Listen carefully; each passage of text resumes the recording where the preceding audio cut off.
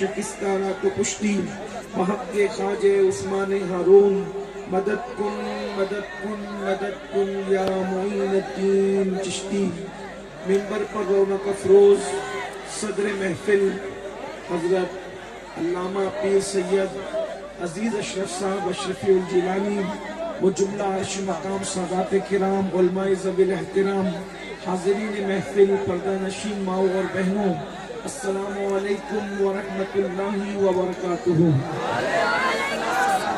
انتہائی احترام و عقیدت کے ساتھ اپنے اور ساری کائنات کے مرکز عقیدت، انیس بے کساں چارہ ساز درد مندہ، ہم غریبوں کے غم گسار، ہم فقیروں کی ثروت، شہر یار ارم، تاجدار حرم و بہار شفاعت، شب اسرا کے دولہا نوشے بزم جنت، دانائے سبل مولائے کل ختم الرسل، خسروِ خوبا سیاہ لا مکا وجہ کل فکا، در اللہ المکنون سر اللہ المخزون، عالم ما کانا وما یکون، آب و گل انبیاء جان و دل اصفیاء، مطلع ہر سعادت مقطع ہر سیادت، خلاصہ کائنات فخر موجودات، حضور احمد مجتبی محمد مصطفیٰ، ارواحنا فدا صلی اللہ تعالی علیہ وآلہ وصحبہ وبارک وسلم کی بارگاہ بے کس پناہ میں جس طریقے سے پڑھاؤں سب مل کر میرے ساتھ پڑھ لیں۔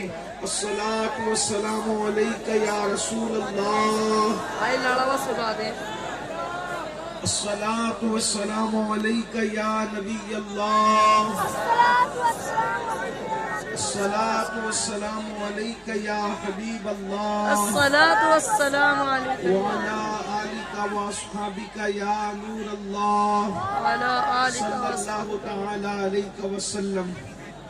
دن لہو میں کھونا تجھے، شب صبح تک سونا تجھے، شرم نبی خوف خدا، یہ بھی نہیں وہ بھی نہیں، رزق خدا کھایا کیا، فرمان حق تالا کیا، شکر کرم ترس سزا، یہ بھی نہیں وہ بھی نہیں، ڈر تھا کیسیاں کی سزا، اب ہو گیا روز جزا، دی ان کی رحمت نے صدا، یہ بھی نہیں وہ بھی نہیں۔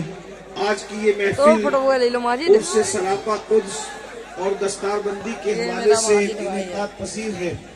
میں صمیم قلب کے ساتھ آپ سب کو اور بالخصوص حضرت قاری نثار صاحب کو اور ان کی پوری ٹیم کو مبارکباد پیش کرتا ہوں اور دعا کرتا ہوں کہ اللہ اس ادارہ عتبیہ کو دن 11ویں رات 12ویں ترقی عطا فرمائے۔ آپ لوگوں نے بڑی محبتیں اور پیار دیا، اب تھوڑی دیر اگر آپ گفتگو سنیں تو بڑی نوازش ہوگی۔ یقیناً آپ لوگوں کی محبتیں ہیں کہ آپ لوگ یہاں پر اتنی رات گئے بیٹھے ہوئے ہیں۔ میں بہت زیادہ وقت آپ کا نہیں لوں گا، اس لیے کہ آپ لوگ سر شام سے یہاں پر تشریف فرما ہے، عرس کی تقریب میں آپ آئے ہیں۔ اللہ تبارک و تعالیٰ اپنے پیارے حبیب صلی اللہ علیہ وآلہ وسلم کے صدقہ و طفیل اس عرس کی تقریب کو ہمارے آنے کو قبول فرمائے۔ عرس کا مقصد کیا ہے؟ دیکھیے، جو دنیا کے اندر بہت سارے لوگ جیتے ہیں، بہت سارے لوگ مرتے ہیں، بہت سارے لوگ دنیا میں آتے ہیں، بہت سارے لوگ دنیا سے چلے بھی جاتے ہیں، مگر ہر بندے کا عرس نہیں ہوتا۔ دنیا کے اندر بڑے بڑے بادشاہ موجود ہیں لیکن ان کے عرس نہیں ہوتے، اور اگر کوئی ان کا عرس کرے بھی تو اس عرس میں اتنی عقیدتوں کے ساتھ لوگ نہیں آ سکتے، اتنی بڑی تعداد میں لوگ جمع نہیں ہو سکتے۔ آپ غور فرمائیں، ہندوستان کے اندر کوئی بینر نہیں لگتا، کوئی پوسٹر نہیں لگتا، کوئی نہ مولانا اعلان کرتے ہیں، نہ مولوی صاحب اعلان کرتے ہیں، نہ مفتی صاحب اعلان کرتے ہیں، نہ کوئی خانقاہ اعلان کرتی ہے۔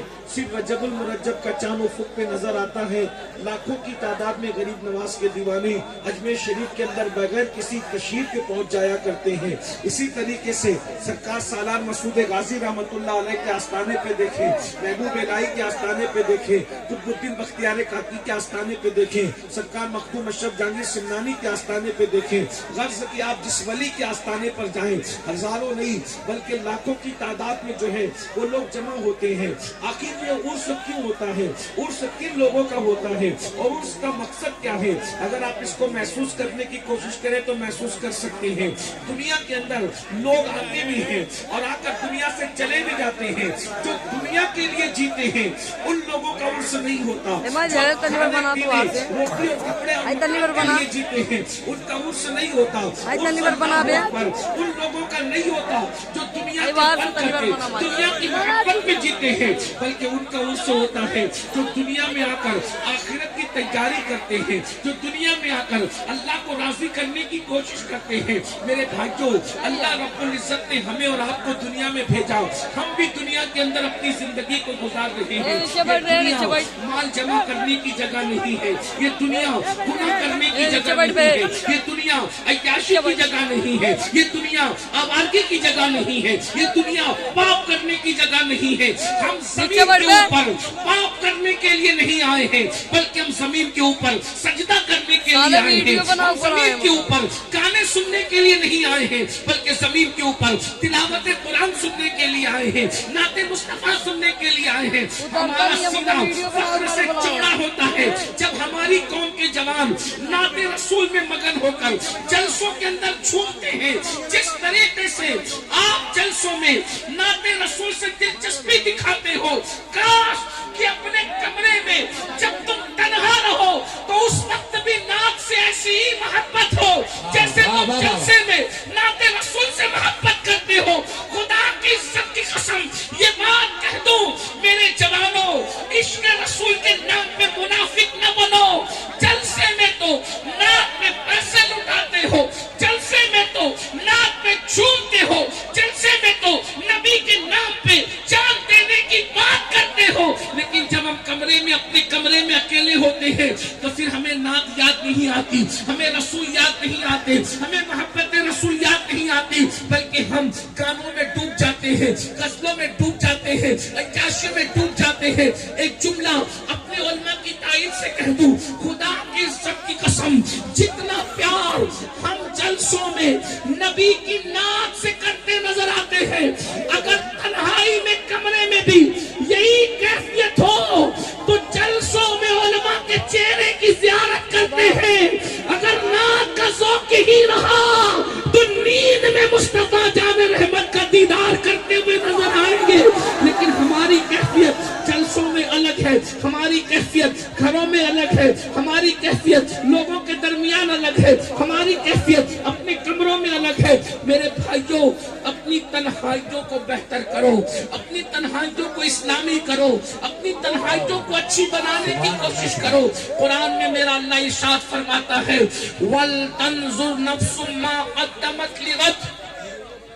اے ایمان والو, قیامت کے دن کے لیے تم کیا بھیج رہے ہو, کیا روانہ کر رہے ہو, اس سلسلے میں غور کرو, اس سلسلے میں فکر کرو. میرے بھائیوں, کیا بھیجا ہے ہم نے قیامت کے لیے, کیا بھیجا ہے ہم نے میدان محشر کے لیے, ہم نے کیا تیاری کی ہے. وہ قیامت کا دن, وہ میدان محشر جس دن نہ ماں نے کام آنا ہے, نہ باپ نے کام آنا ہے, نہ بھائی نے کام آنا ہے, نہ کسی دوست نے کام آنا ہے. قرآن کہتا ہے الاخلاء یومئذ بعضهم لبعض عدو الا المتقین, کہ قیامت کے دن کوئی کام نہیں آئے گا. جتنے تمہارے پکے اور گہرے دوست ہیں وہ سب کے سب تمہارے دشمن بن جائیں گے. میرے بھائیوں, اس لیے میدان محشر کی تیاری کرو.